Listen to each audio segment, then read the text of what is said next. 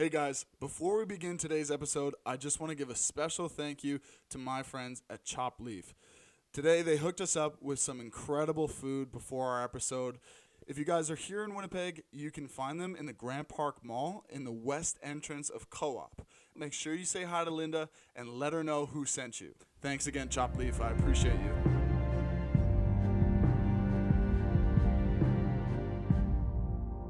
Welcome back to episode number 2 of the Leo's Touch podcast.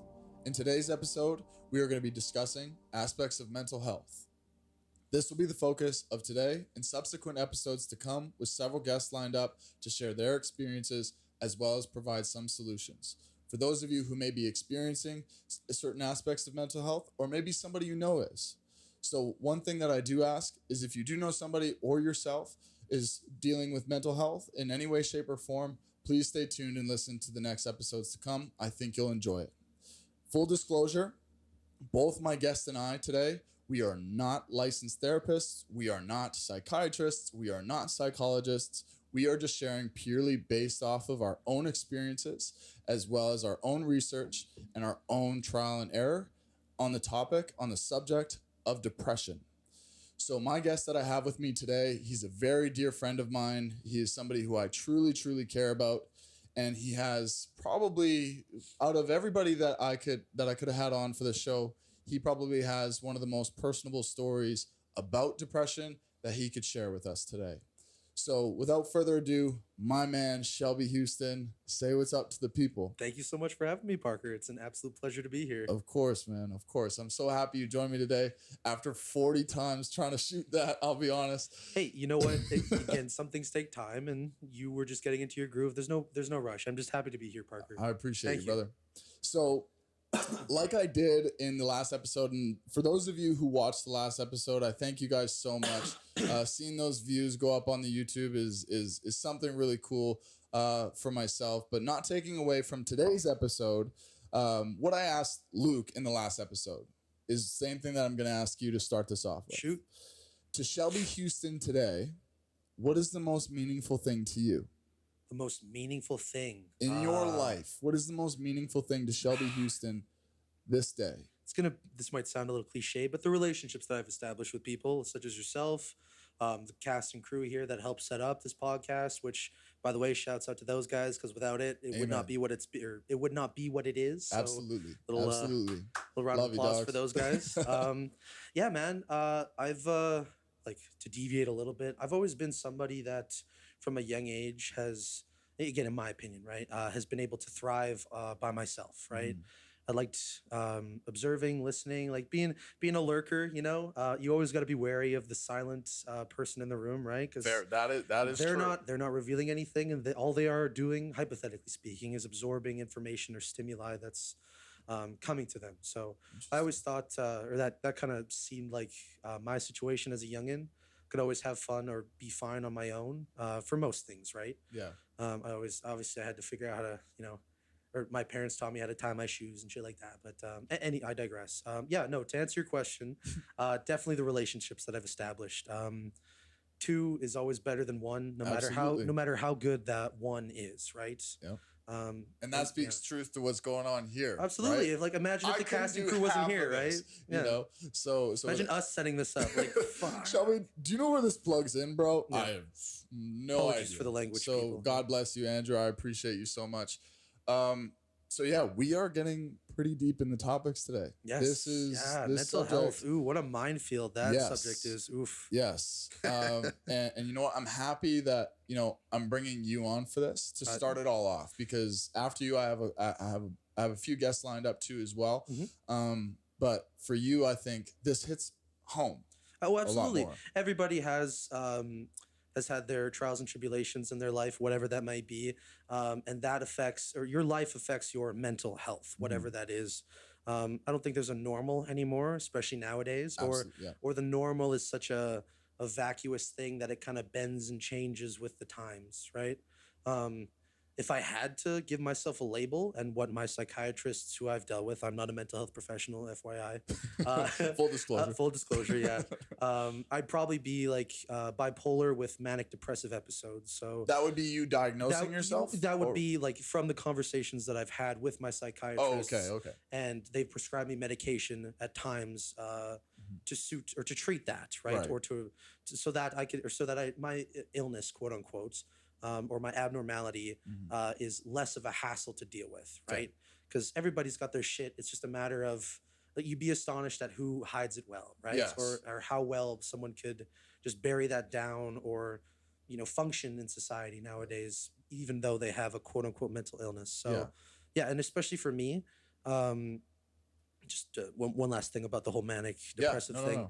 My issue is I have long periods of either a manic state or depressive state. So I'd say I've been in a manic state like since summer started. Like this summer's been amazing. I've had nothing but great times. Like there hasn't been a bad day that I can recall. Yeah. Right. And then come winter, usually that's the catalyst to the harder times of the year for me. You know, living in Winnipeg, it's tough, folks. All of us know here in Winnipeg what it's like in wintertime, straight up. Absolutely, yeah. Winnipeggers are a tough breed, or they have to be to live here. Yeah, man. We gotta be.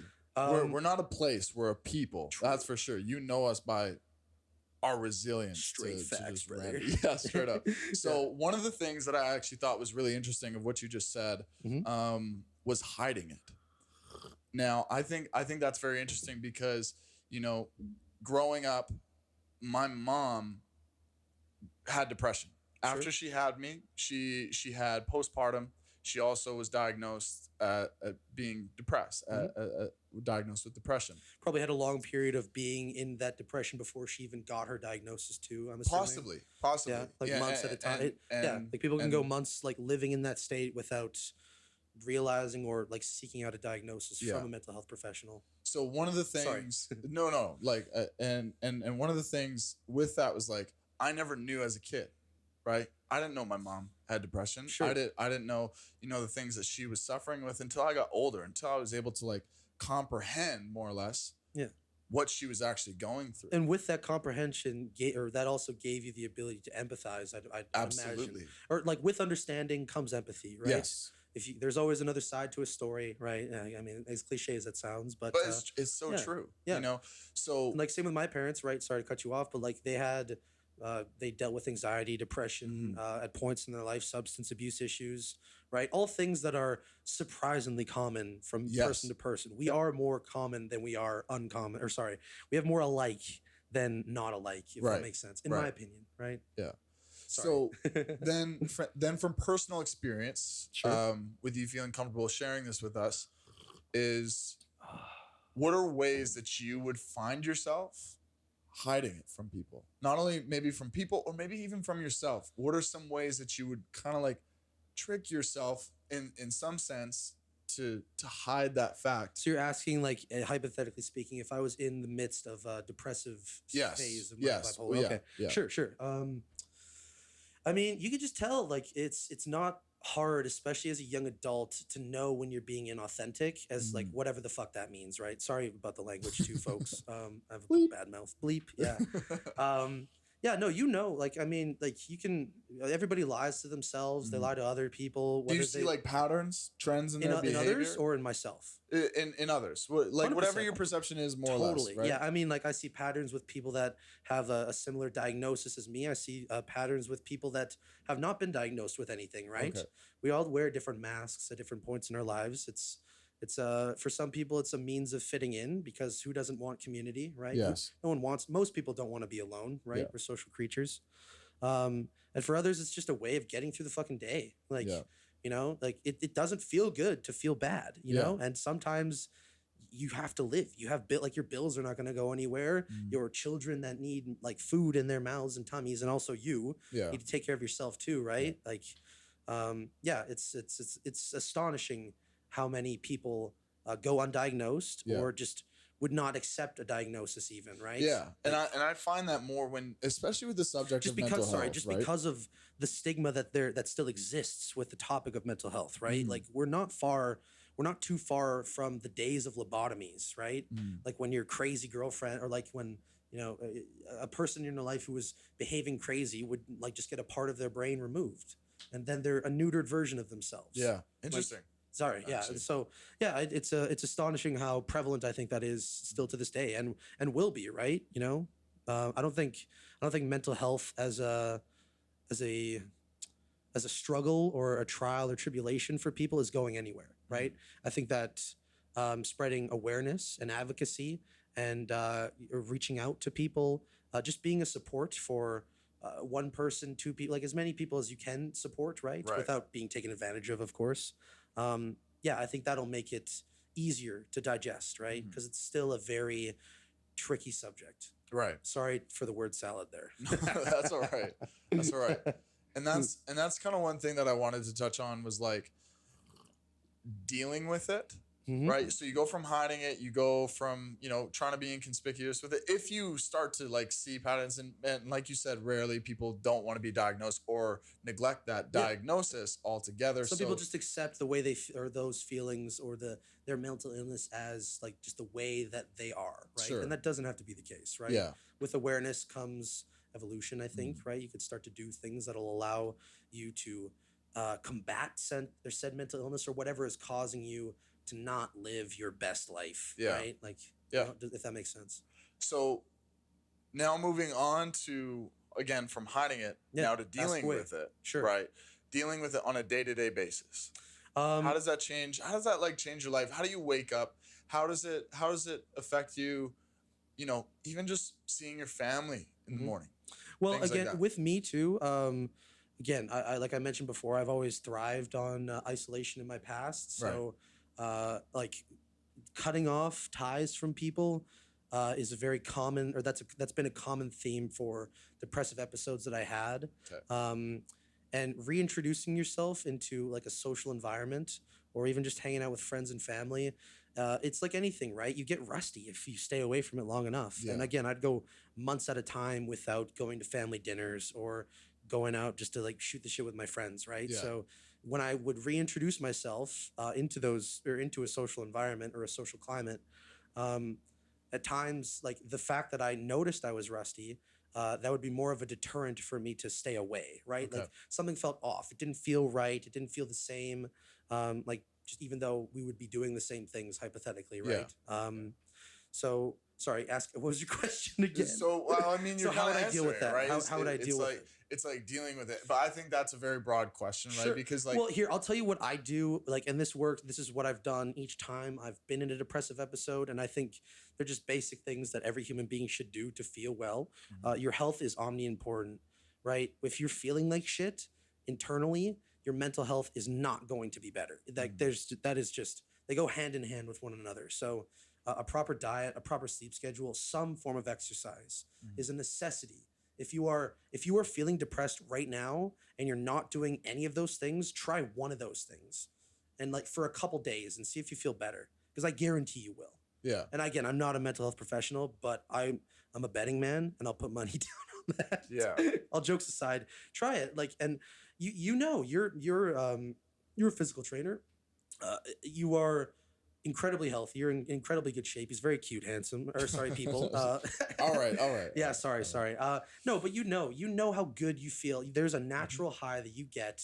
And if you haven't experienced that before, of course, that sounds stupid, right? Yeah. But there is a natural high that you get from physically exerting yourself. Yes. And a sense of satisfaction. You didn't waste that hour or 30 minutes in your day, right? Even if you did nothing else that day. Yeah. At least you had that, right? And you know what? And I appreciate you for bringing up, what I do. Because it's an important field. It's as slept on, in my opinion, as mental health, right? Yeah. In terms of the masses, people need to take better care of themselves. And I mean, I'm not in the best shape right now. I'm working on it. Yeah. But I am physically active every day. And I think, and that is how I get through. You have to stay busy. Otherwise you're dying before your time. Right. If that makes sense. And that's something like that's also really important. And that's something that I advocate a lot for my clients too, even, right? Is having that routine. Like I'll get it every day, right? With my clients who come to me and they're like, I'm just not feeling it today. I'm like, those are the days I just don't want to work out. Yes. Right. Those are the days that matter the most. And for myself, also experienced depression in some way, shape, or form. Everybody's experience with it is Everybody different, has right? You periods can't of be feeling like, bro, blue. my depression was 10 times worse than yours. It's not a contest, people. You can't do that. Yeah, and you don't want to have a pissing contest with that, because then that just means well, your life has sucked a little bit more, and right? some people might even use that, like if they think that their depression is more or more devastating than someone else that's dealing with it, they might use that as a justification. And it could to be stay like in a that little depression. bit of entitlement. Yes, right? well, They're yeah, like, and like, but my main worry is that person would use that as justification to stay in that depression, right? Yeah. Fuck it, like all these other people are like, you know, that I'm the one who's really suffering out here. Woe is me. And then you feel bad for yourself, and then that just digs your hole even deeper. You're just digging it again. You said it perfectly. I like the metaphor. That hole that you're digging, that you're in, is just getting deeper and deeper the longer you're in that depression. I'll put it this way. For those for someone who's never experienced depression, for me, it's like driving on a highway. Early in the morning, there's like a foggy layer, so you can't see anything ahead of you. Right. But there's a mirror, and you just see the worst version of yourself. All the aspects that you hate the most about yourself are amplified, and you just see that. And you honestly, I knew when I was in my depression or depressive states, or like depressed, like periods of depression in the past, I knew exercise, proper diet, proper sleep schedule. Like you knew those things would work. I knew those things would work because they worked in the past. But you don't feel like you deserve to feel good when you're that bad or when you're that low. I love that. I love that you said that, because it's hard real. It's real. It's not like I thought it was the dumbest, like, wimpy excuse to not do anything in life. But Parker, once you go through it, you can understand that, and that's so humbling too. Because now, again, anybody who, well, I mean, I'm not believing every illness that someone's coming up with, right? But you know what I'm saying? You can empathize because you know that you're not the only one that's going through that. And you know what? Because you went through it. This one thing, if I can share that, is like, even like right now, I know of this person who's struggling with certain aspects of not knowing their condition. Right, not knowing their position and where they sit, and how it's affecting them, and how it's affecting people around them too, right? And a group of their friends are getting together and almost wanting to have like a little intervention. Really? Right? To a point, I'm not going to say any names or no, we don't want to out anybody. It's like, but I'm glad to hear that that person has enough of a support group to recognize, and it's legit, it's real. Their friends are recognizing that person is struggling, whether said person wants to acknowledge it or not. But the first approach that they were going to take, and I mean, I'm just speaking on speculation, I'm just speaking on my observation, was that they were just going to present all the things that were wrong. Right. And to a person who's especially in a depressive state, that might drive them further away, right? Because look, if you were in a state of depression, right? If you were in a state where you were clearly unhappy with your life, but I put all the keys and all the solutions to your problems, right? But they had little fingers that were pointing at you that clearly indicated what was wrong with you, right? And why these solutions are for you. That in turn would probably drive you away more than it would bring you closer, right? Because even if we're presented with the solutions, if those solutions aren't communicated properly or aren't presented to us in a way where we can envision ourselves in an empowered state, taking advantage of those, it means nothing. Sure. Or the person will just see it as something that just worked for you and wouldn't work for them in that situation. I like what you said there about like the finger pointing out the flaws at the individual, because that's one thing that's really slept on, in my opinion, too. Again, in society, is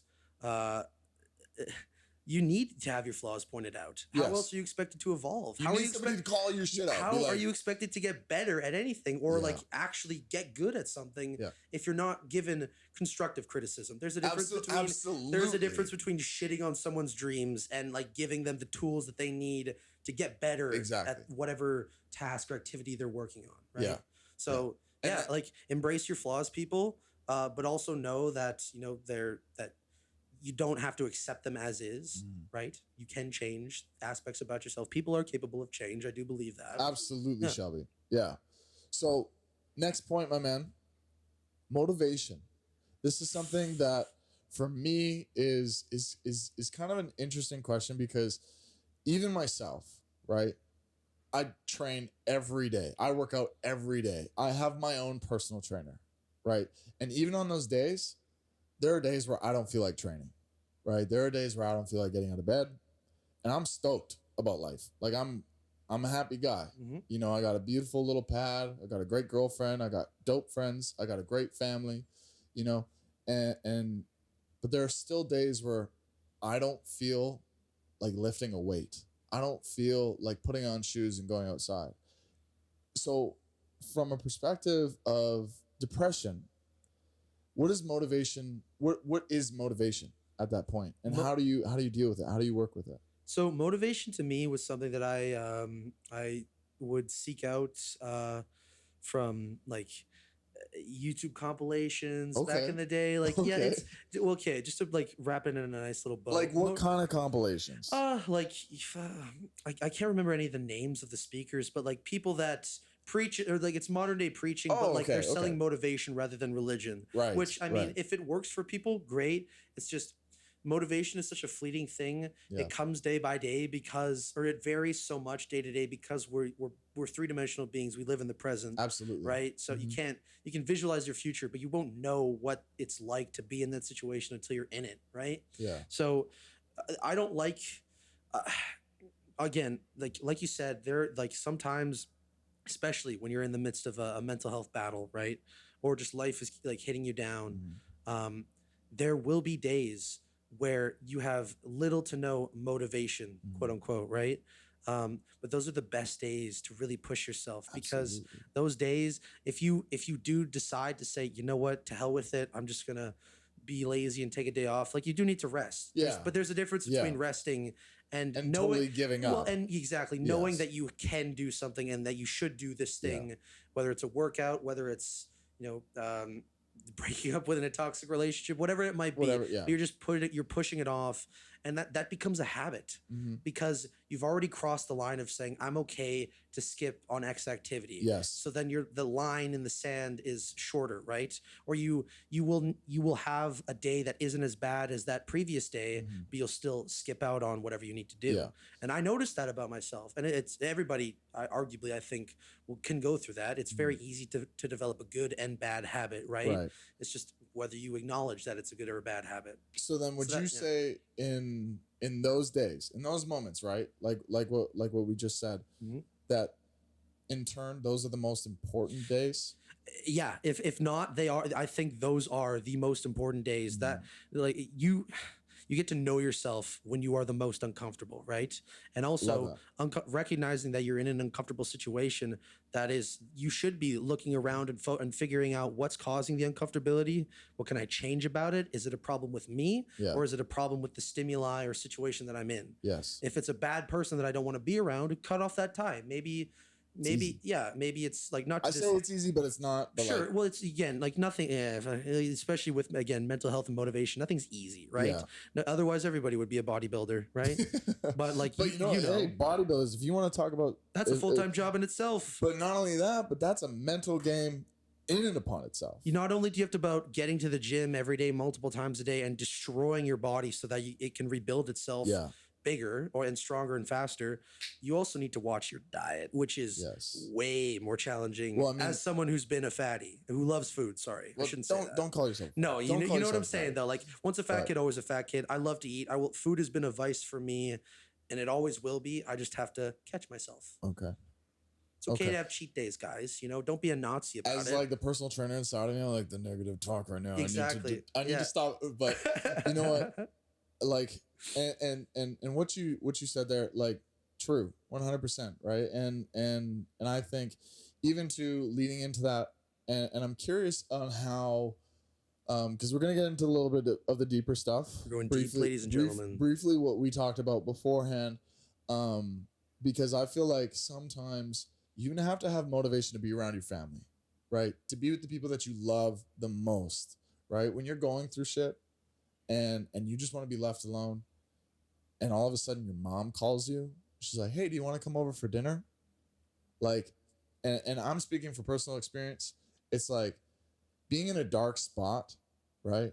And the light comes to you and shines to you. It's hard not to squint. It's hard not to snarl a little bit, right? Because it's uncomfortable, that light. And I feel like, you know, I don't know if you feel this way. Our moms are light, bro. Moms are lights. And my mom has saved me countless times in many of different ways. And for me, you know, in a state where, again, speaking on not wanting to go outside, not wanting to do anything, not wanting to be around people, but hearing my mom's voice, that for me is so important. My mom has saved me from countless situations where I would have just given up, right? Where I would have just said, this is my life, and settled, right? And so my question to you is, how did the motivation of to be with your family, how did that affect you, or how did that, affect others in your family, like your parents and your siblings too as well? Here with the tough questions as always, Parker. um, yeah, again for me, like my mom, when I was in the midst of my depression, was not the light. In fact, she was a dark beacon that I wanted to avoid, purely because she knows, or she knew when I was in the midst of my depression, and that affects her, right? Yeah. Like you can attest, I'm sure you can attest to this, or someone's been in a similar situation where you're a friend of yours, a family friend, a family member is going through some tough shit, and it's hard to be around them sometimes, right? Yeah. Like you want to love and support them, but like sometimes you become an energy vacuum, a black hole that absorbs all good and all bad in energy and stimuli from your friends and family, and you warp it into the worst possible thing too. Like that was, again, seeing how I made my mom, and how I was affecting my mother and her mental health too. And how hard that was for her to see me, her only child, go through or like be suicidal at points, be in like the lowest pit of depression in my life so far, right? Who knows what the future holds? I wanted to just be away from her because I felt like I was just causing her more pain than good. Interesting. But at the same time, I think that that was also part of the lens of depression that I had, because me being avoidant, or me not wanting to be around her, also probably felt really bad for her. I can only imagine, right? Yeah. So, I mean, does that answer your question? Sorry. No, absolutely. And there's always two different perspectives. For me, my mom's the light, but for you, it was a different story. But I mean, your situation too as well was also very different than I have ever experienced, and nor do I ever wish anybody to experience that. Right? And don't get me wrong too when I say that. Like, I love my mom. She's like, I'm so lucky to have had the parents that I've been given. She's my number one fan. She's the biggest supporter I have.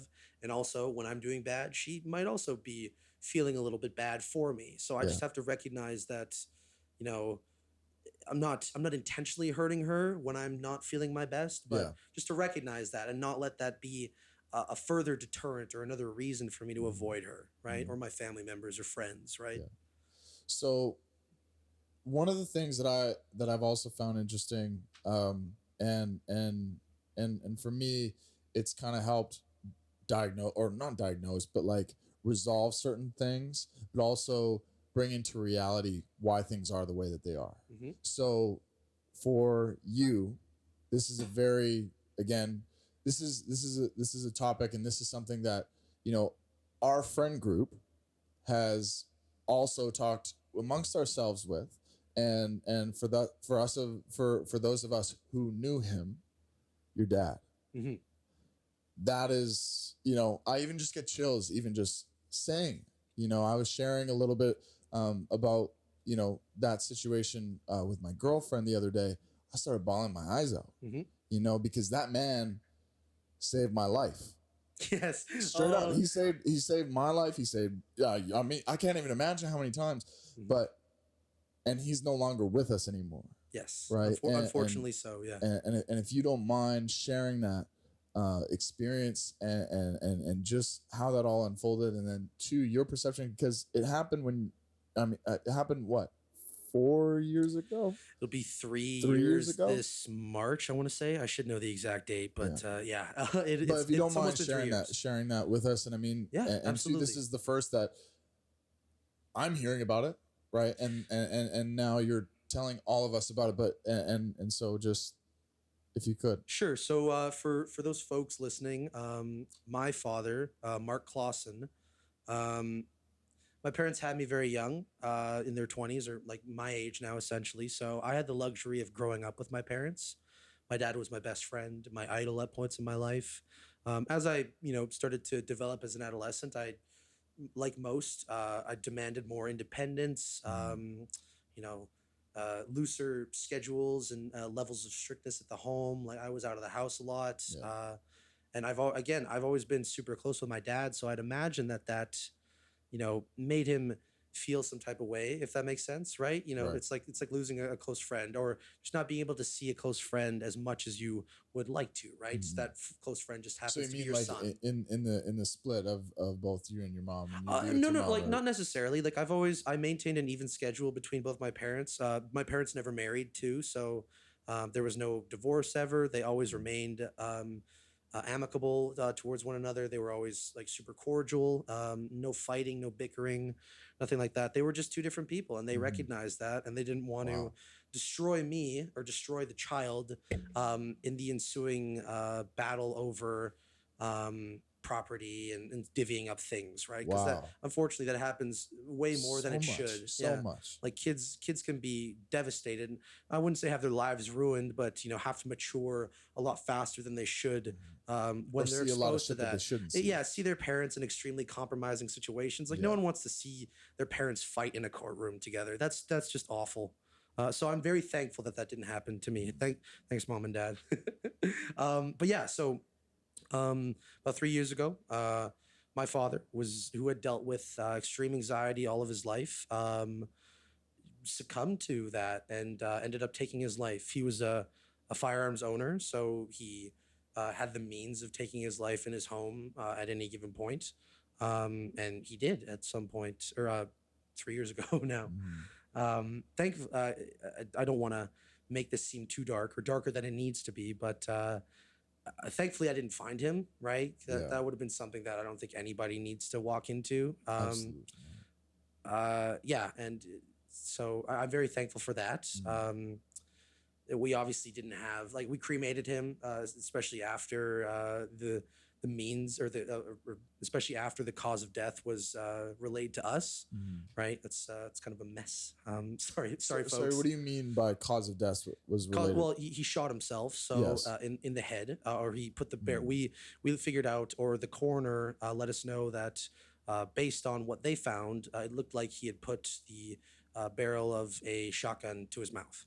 So yeah, quite a mess for them, and obviously it's not exactly an open casket situation for the funeral. No, dude. Yeah.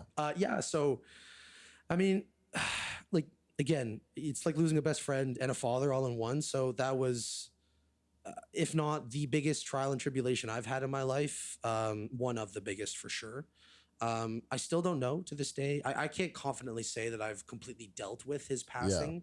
I've accepted it, and I've been able to move on in my life. But I'd imagine that there could still be some repressed emotions or feelings, or just aspects of me that will not change or will not be addressed until I fully address my father's passing. I don't want to say that I've moved on from it completely, because I said that last year, and that was one of the most arrogant things I've ever said, I think. But that realization of that, and Shelby, man, I appreciate you sharing that with us. It's really hard to forget losing a best friend, and especially a father too, right? Like, unfortunately, nor should you forget it. No, exactly. Well, right? No. I mean, again, thankfully, I never had, there was no abuse that I dealt with in the household. I've always had a very clean and smooth family environment and atmosphere, which I cannot say for a lot of other people that I know. So hats off to you people, because family blood is something that it's not as easy to walk away or cut ties with, right? Than a friend from high school. So to those of you out there dealing with your own family struggles, hats off to you. It's hard. Keep going. Don't dismiss them. Don't give up on them. Because they need you. Because they need you, even if it might seem like they hate you at the moment, right? For trying to help, right? Yeah, sorry, does that answer your question? No, man. Yeah, it does. And no, like I said before, man, I appreciate you for sharing that. Of course, yeah. No, it's again, we're all mortal beings, right? So it's something that we forget or don't think about often. Yeah. But I think my dad's time came way too early, in my opinion. Yeah. But I was also very lucky to, I guess, make lemonade with the lemons that I was given, because it made me grow up really fast too. Oh, right. I can't even imagine. You know, or losing a father figure, or like because that's a mentor that you lose 100%. too, right? Like the wealth of knowledge that someone double your age has is ideally, at least double yours, right? Yeah. So, yeah, like I never had the luxury of like working on my car with my dad, which I hope to be able to do with my children at some point in the future. But yeah, it's just, I when I see that in other people's lives, or when Father's Day rolls around, it used to be a very scary thing, but now I'm thankful that other people still have those relationships in their life. And I try to remind people that I know, or that seem like they're taking said relationship for granted, Right. or granted with any family member, to just remember that they're not always going to be here, especially if they're older than you, right? Yes. So yeah. It's just or cherish the time that you have, man. Like, this is your ride, this is our ride, right? It will vary. Everybody's got their own destination that they will arrive to, and the journey is different for everybody too. But yeah, like, just embrace that. Embrace and cherish the people that are in your lives now, and just recognize that you're lucky to have them. Absolutely. Absolutely. And again, that's my 2 cents on it, right? At least right now in my life, right? That's more than 2 cents. It's maybe like that's 4. More than 2 cents. That's maybe 4 or 6 cents, maybe almost a dime. Almost a dime. Man. Well, and this is my first time hearing that too, and from you. So again, brother, I appreciate you for sharing that. Yeah, I mean, it's not something that I love to bring up with people, because talking about that is a bit of a mood killer. But also, I don't want to say that or use that as an excuse to not talk about it, because that might be the story that someone needs to hear at a particular point in their life, right? Can save it. Yeah, true. Or just make them like truly appreciate the relationships they have. Yeah, exactly. Humble them a little bit, right? Yeah. So. Yeah. Yeah. Wow, dog. So now, kind of moving from that and still stemming off of that. Afterwards was with coming to, I mean, some terms of it, and the immediate aspect of it. What was your, and this is a tough question to ask, but what was the immediate reaction for you? Like, what was your go-to? Did you lash out? Was it did you look internal? Like what was that like for you after finding that out, or hearing, or just having that happen to you? So for me, the way I was relayed the information, I was woken up in the middle of the night by my parents, told to come upstairs. My room's in the basement of my house. So I'd go upstairs, and I had about 8 family members all around me looking at me. So I knew some shit was going down. Yeah. And I also had known at the time, or knew very well, what condition my father was in. Like this, I had known that he was compromised in terms of his mental health for probably at least 6 months before he passed. Oh, really? That was very evident to me. But it wasn't. Yeah. So it wasn't very long. No, not overly. But I mean, 6 months when you're when somebody is going through a mental illness, or a battle like that, that could seem like 60 years. Like he literally aged 10 years in front of me in that time span. Wow. Like I'd watch my dad deteriorate in front of me. Physically, yeah. All he became a skeleton. He did not have a single hair on his beard and head or body even that wasn't white, Parker. What? Yeah, like it was scary. It seemed like some Hollywood bullshit that was happening in front of me. I was wondering where the prank cameras were at some points. All jokes, obviously, but yeah, like it was. No, that's it was really like it was evident he was dying, like in front of me, and we're all dying slowly, folks. But like he had very much accelerated that. Shelby, I'm sorry to hear that, bro. Now, kind of alluding back to the question, with all of that being said, and all of that, being in front of you again at a young age. We're young, dude. Like we're 22, and at the time 3 years ago, what is that? We're 19, right? And in the midst of that, being 19, 20 years old, and all of this going on, you seeing your dad deteriorating in front of your eyes, like, what do you do from that point, right? Like, how was your approach to communicate with him? What was the vocabulary between the two of you? Again, it's a poor defense mechanism that I established at a young age, but shell up. That's what I did. I really do not recommend doing that, guys. Bottling up emotions is like one of the most, like secluding yourself. Well, from you're that just shelling up, like just like being an emotional wall, not showing any emotion. Okay. Like my parent or my mother, grandmother, and other people that were around me when I was told the news of my father's passing, like I just went back to bed. Like I didn't cry in front of them. Like they were worried about me more so because I didn't give them a reaction at the time. But that's been my, again, unfortunate way of dealing with emotional, or was my way of dealing with emotional issues, was to just ignore any emotions and cut tie or sever, not have the ability to express that emotion, right? Because that hurts. And no one likes pain. Unfortunately, pain is a necessity, or it's necessary for growth. But at the time, I didn't want to feel pain, especially emotional pain. So yeah, I shelled up, which again is the last thing that you should do. It took me a very long time to just accept and acknowledge the fact that like I needed to talk about this with somebody that wasn't my mom and stepfather or close friends at the time. I needed to seek outside therapy. Yeah. So that would be my next question. Sure. Like how, because now, I mean, you know, you share a lot, right? I mean, just a short period of time that we've reconnected and started hanging out again. You've shared so much with me, and I appreciate all of that.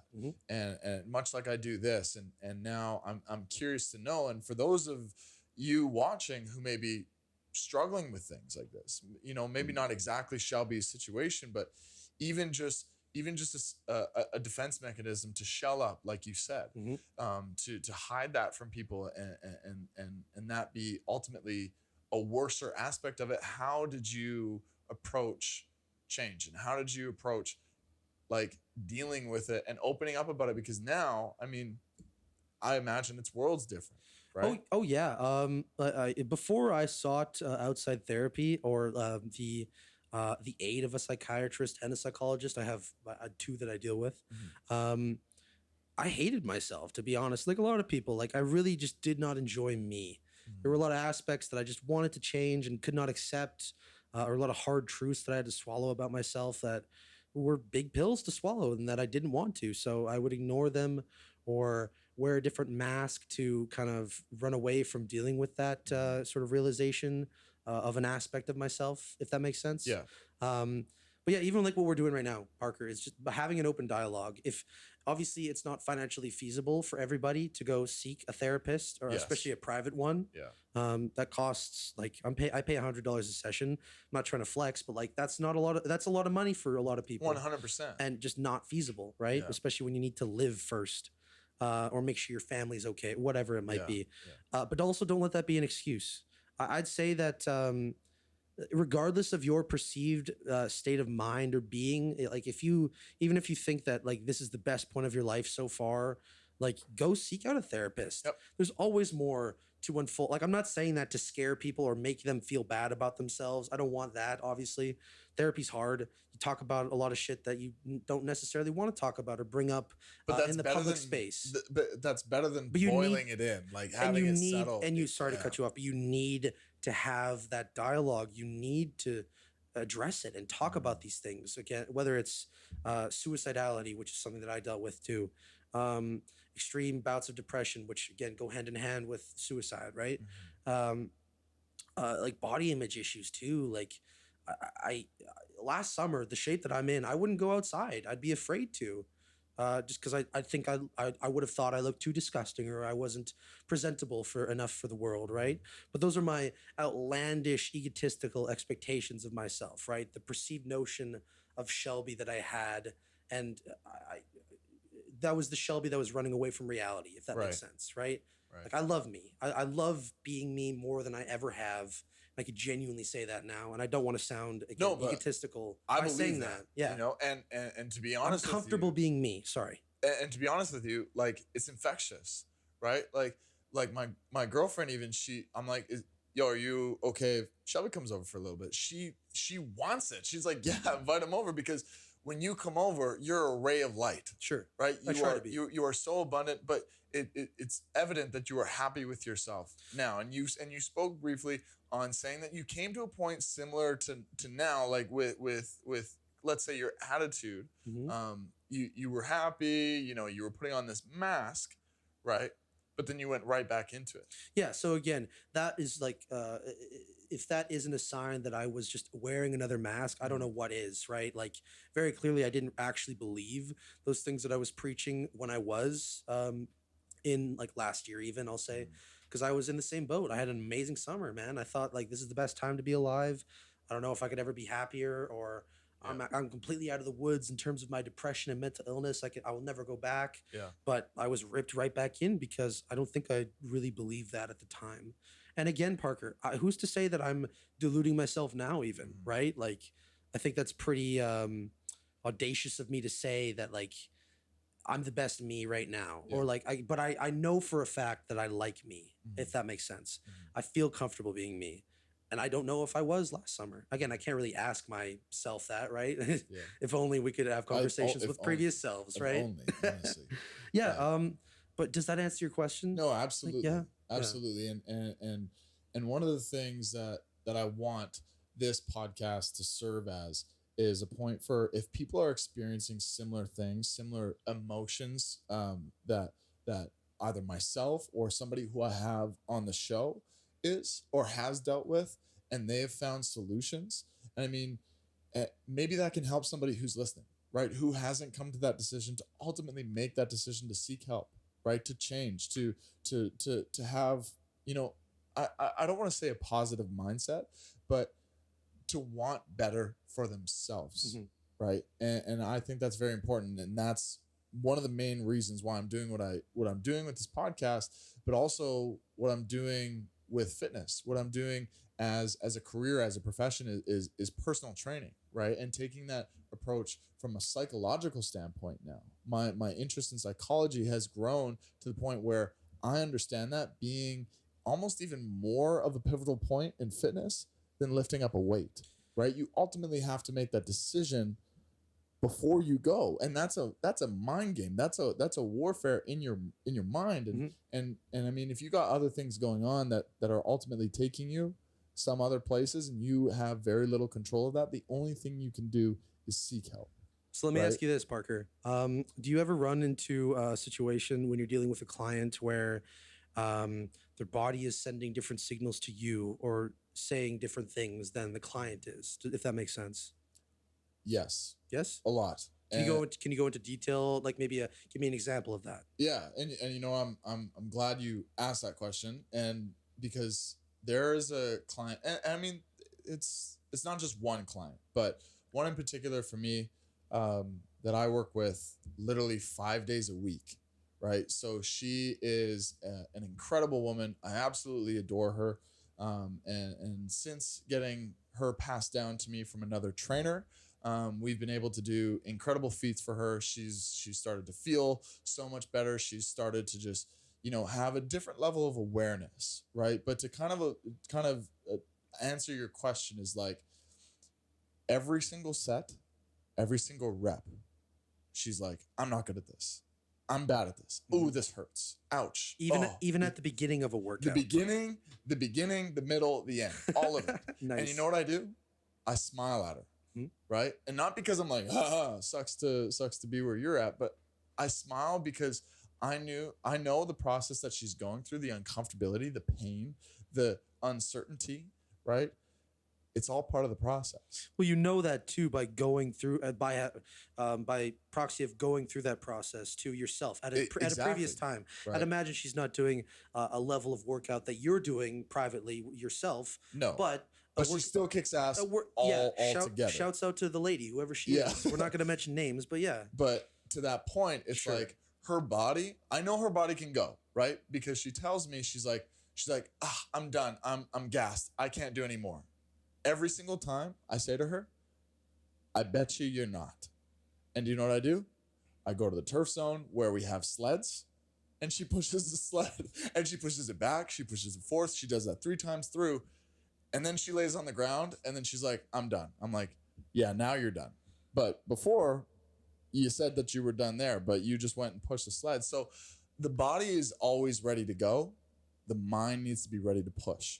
I think you're just evil and you're abusing elderly people and you need to chill. I'm totally no, but you can't. Like you said, no, that's a testament to how tough we are, yes. how much we can go through, and when we think we've gone through the most, or when we think we've gone through our worst, we're not even scratching the surface usually of what we can do. Exactly, and that's why my approach to fitness and my approach to personal training isn't so much. I'm not like, how many calories did you have today, right?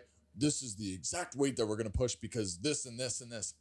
I go emotional, right? So I like to compare Spock and Captain Kirk, right?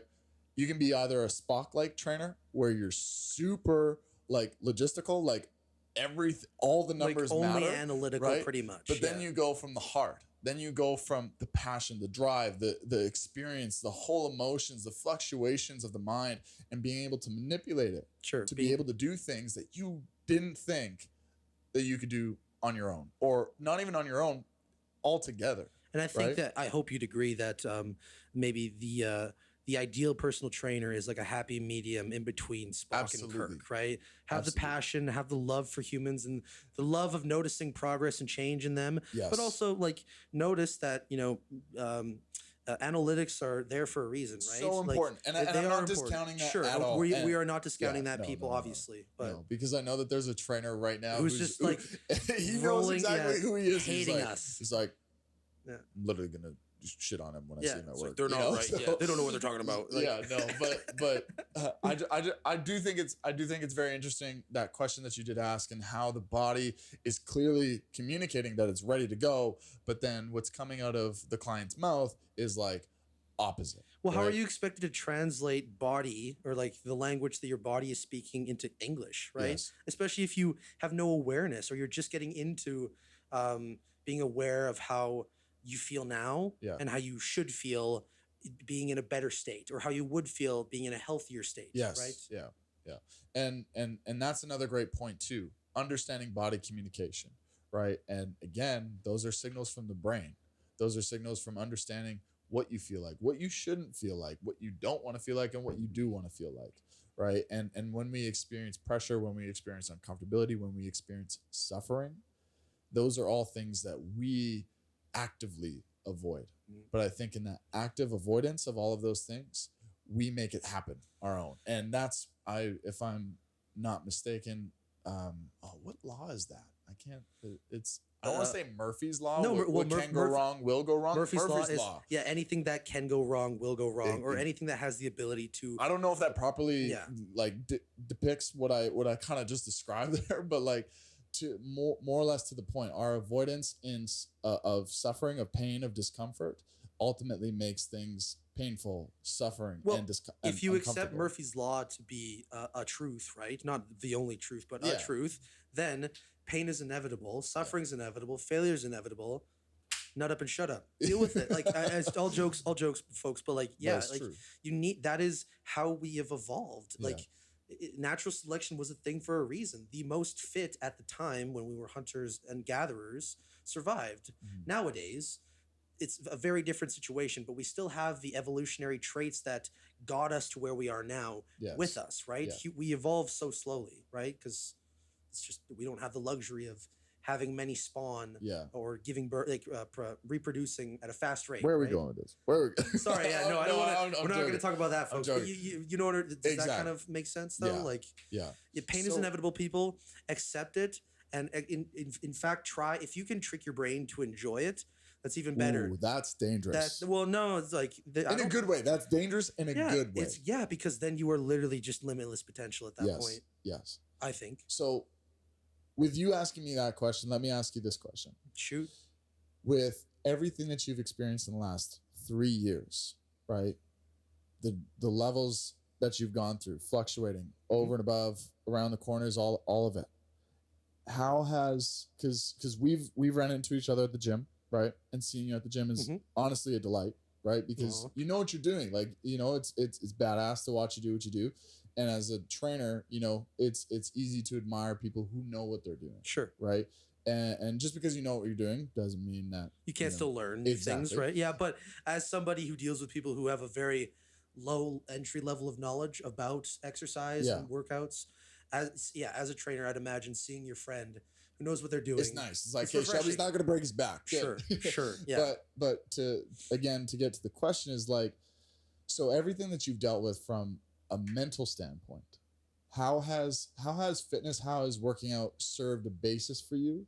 And how has it helped you grow, develop, and maybe even cope with some of the things that you've been experiencing?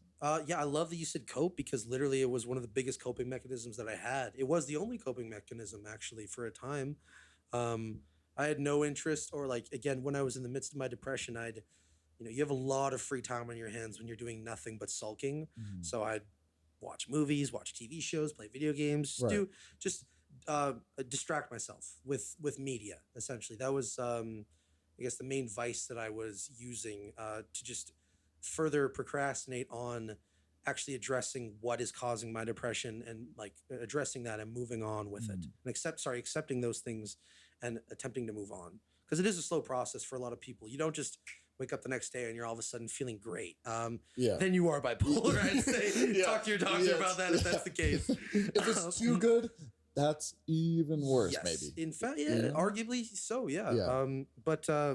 no, exercise, it's omni-important, man. Like, it literally adds years to your life. You have no excuse to not try to at least go for a 30-minute walk a day. Like, please do that. Yes. You'll feel better. Like, you'll be able to do more in your day. I know it seems counterintuitive, people, but the more that you do, the more you are able to do at a later date. Do to do. Yeah. Do to do. See? That's the quote of today's podcast. Do to do.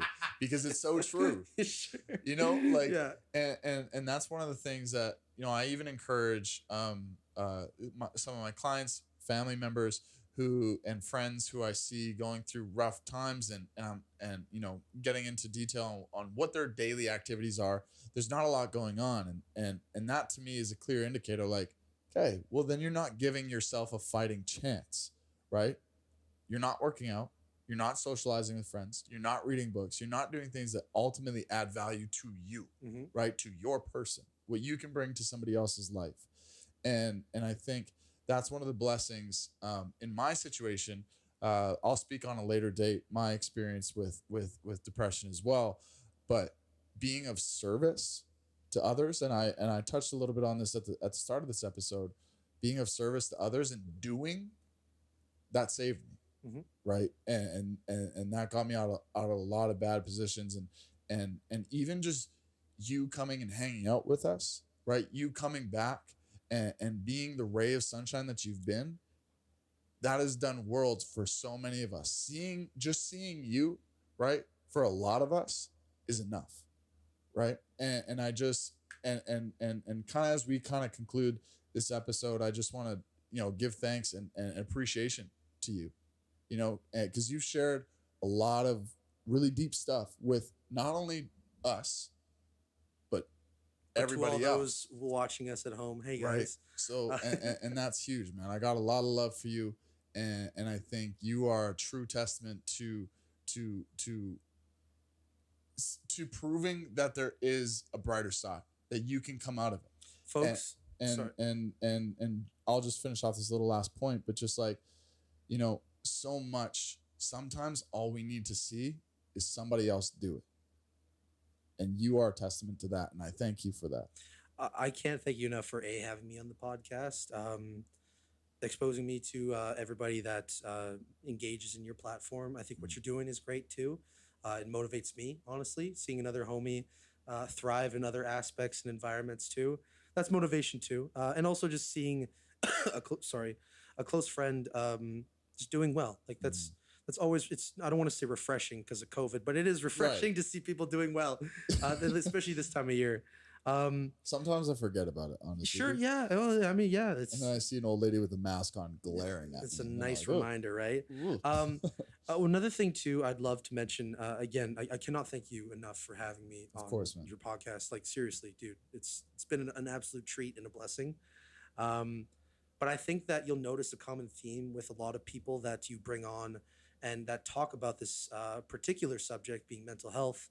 That it's usually, regardless of the stimuli or traumas that they dealt with, It's often a problem with the self, within, that needs addressing, and especially with people that are in uh, maybe the same field as you have Right. on.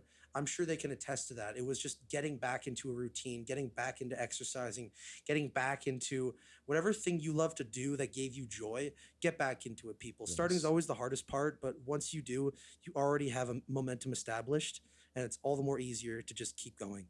And I'd like to end it there. I love that. I Okay. appreciate that, man. Thank you so much for having me, dude. Hey, Seriously. thank you. And for those of you who listened, I appreciate you guys so much. Thank you again for listening. And thank you for listening all the way to the end. I hope that you could take something away from today's episode. I know I sure will. And greater appreciation of my surroundings and the people in my life. So if you guys want, please share in the comments your biggest takeaway from this episode. That will greatly help me add a little bit more questions and a little bit more content to my next guests and so on and so forth. And I just, again, appreciate you guys for listening, and stay tuned for the next episode. Have a great day.